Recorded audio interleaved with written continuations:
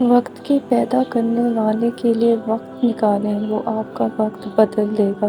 ہم انسان بھی کتنے عجیب ہیں نا، ہمیں راستوں کی تلاش میں رہتے ہیں، لیکن اگر ہم راستہ بنانے والے کی تلاش میں لگ جائیں تو سبھی راستے خود ہی مل جائیں گے، سبھی دروازے خود ہی کھل جائیں گے۔ یقین رکھیں، جو آپ کا ہے وہ آپ کو مل کر ہی رہے گا۔ وہ تو نیت دیتا ہے، وہ تو ان کو بھی دیتا ہے جو اس کا نام تک نہیں لیتے۔ تو سوچیں، جو اس کے لاڈلے ہوں گے انہیں کتنا نوازتا ہوگا۔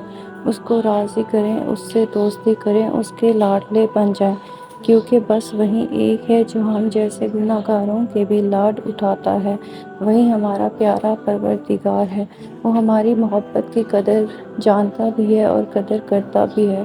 اس سے دل لگی میں کبھی بھی بے وفائی نہیں، دعا نہیں ہوتی۔ تقدیر اور قسمت سے زیادہ طاقت دعا میں ہوتی ہے، جو عرش تک کو ہلا سکتی ہے۔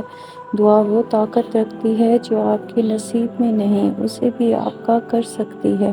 اور اگر آپ کو لگے کہ کوئی چیز تقدیر میں نہیں تو دعا کر کے تو دیکھیں، کیونکہ تقدیر کے سامنے ہم بے بس ہیں۔ تقدیر لکھنے والا نہیں، اور دعا تو تقدیر کو اس وقت بھی بدل سکتی ہے جب وہ فیصلہ کن ملتی ہے۔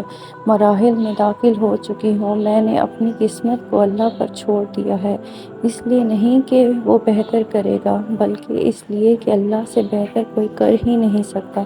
ہر آزمائش سے گزر جاتے ہیں، اللہ تمہارے ساتھ ہے اور وہ ہمیشہ تمہارے ساتھ رہے گا۔ وسیلے وہاں سے نہیں بن سکتے جہاں سے تم نے سوچا، جہاں سے تم نے سوچ رکھا تھا، تو یقین رکھو وسیلے آپ وہاں سے بنیں گے جہاں سے کوئی بھی تصور نہیں کر سکتا۔